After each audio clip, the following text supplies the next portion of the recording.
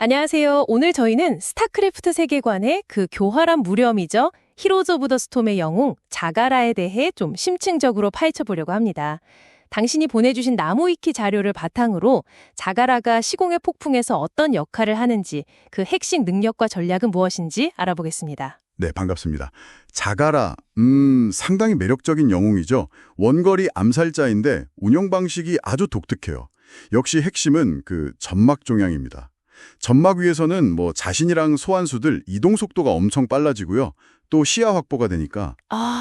그 넓은 시야 확보, 정보전에서 정말 유리하겠네요. 그렇죠. 그리고 기본 공격 사거리도 6.6으로 꽤 길어요.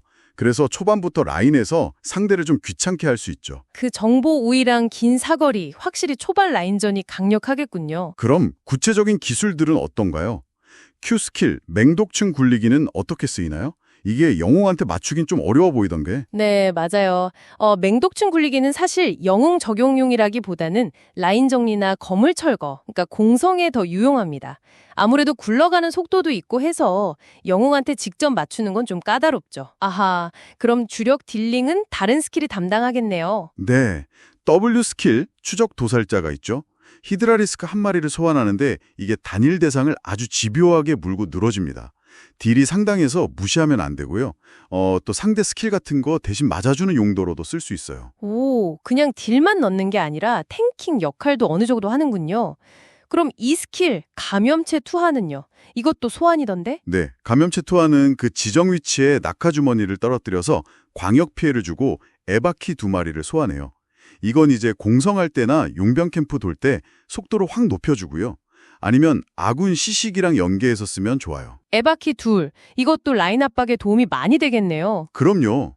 꾸준히 압박을 넣을 수 있고 또 요즘은 이 에바키를 강화하는 빌드가 꽤 인기가 많거든요. 그 빌드 얘기는 잠시 후에 더 자세히 듣고 싶네요.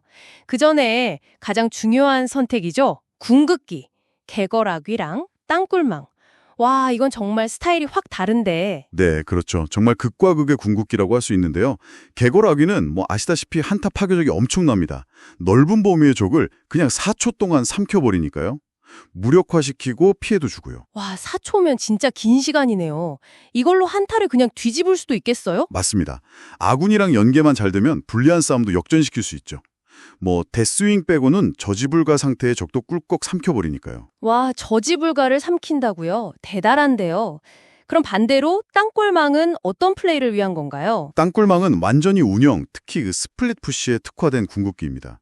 점막 위에 땅굴벌레를 소환해서 전장 어디든 정말 순식간에 이동할 수 있게 해주거든요. 맵 전체를 자기 집처럼 쓴다는 거군요. 네, 이걸로 라인을 혼자 밀다가 위험하면 바로 본진으로 쏙 빠질 수도 있고 또 땅굴 안에 있으면 체력이랑 만화가 엄청 빨리 쳐요. 지속 효과도 있네요.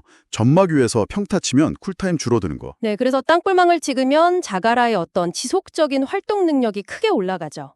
다만 이건 팀원들이랑 호흡이 정말 중요해요. 혼자 너무 동떨어져서 운영하면 안 되거든요. 그렇죠. 팀이랑 같이 움직여야 할 타이밍을 잘 봐야겠네요.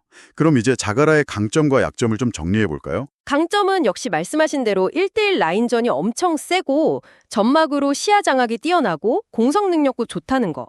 네, 맞아요. 그리고 궁극기에 따라서 한타에 힘을 실거나 운영에 집중할 수 있는 유연함도 강점이죠. 특히 후반 가면 캐리력도 상당하고요. 약점은 역시 점막 없으면 그냥 뚜벅이라는 거. 그렇죠. 점막 밖에선 이동기가 아예 없으니까 갱킹에 정말 취약해요. 그래서 점막 가는 위치나 자기 위치 선정이 진짜 중요합니다. 그리고 혼자서 여러 명 상대하기는 좀 어렵고요. 네, 다대일 상황에서는 힘을 쓰기 어렵죠. 자, 그럼 아까 잠깐 얘기 나왔던 그 추천 빌드 좀 더 자세히 볼까요? 요즘 이 스킬, 감염체 투하 중심 빌드가 많이 쓰인다고요. 네, 1레벨에 시체 포식자를 찍어서 에바키 생존력이란 유지력을 좀 챙기고요. 이게 쿨감도 있어서 좋아요. 에바키 생존력. 그리고 7레벨에 감염체 폭격 퀘스트를 완료하면 네, 그 퀘스트 깨면 에바키가 한 마리 더 나와서 총 3마리가 됩니다. 세상에 3마리. 이게 진짜 크겠네요. 그쵸, 라인 푸시나 공성할 때 압박감이 달라지죠.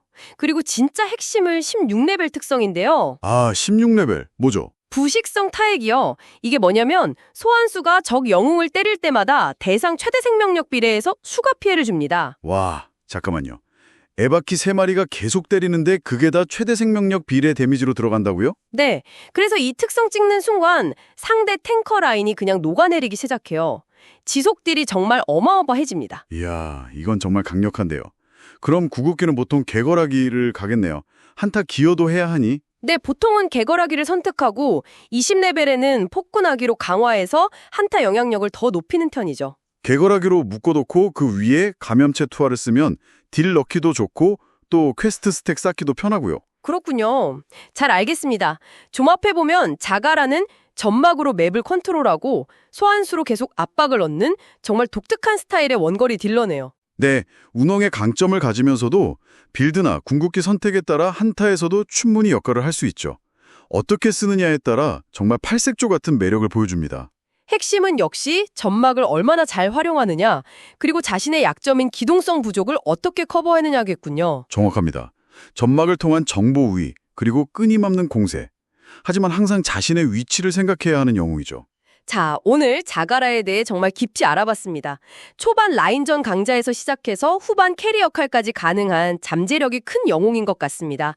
하지만 게임 환경은 계속 변하잖아요. 앞으로 메타 변화에 따라 자가라의 주력 궁극기나 운영 방식이 또 어떻게 바뀔 수 있을지 여러분도 한번 생각해 보시면 재밌을 것 같네요. 당신이라면 이 무려 어미의 잠재력을 어떻게 더 끌어낼 수 있을까요?